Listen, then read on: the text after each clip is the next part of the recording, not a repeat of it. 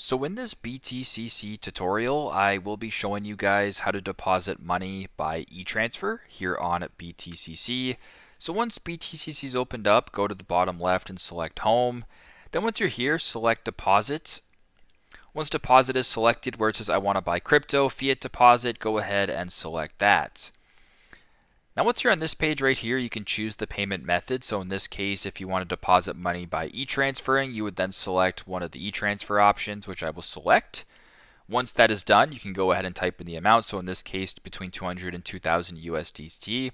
And if this looks good to go, you can also change this to a different currency to buy as well. So if you wanted to buy Bitcoin, for example, it'll be coming soon, but we'll just do that. And if this looks good to go, you can go to the bottom, press buy with zero fees to proceed this way with depositing by e-transfer. So that is how to deposit money by e-transfer on BTCC. Thanks again for watching and hope this helps.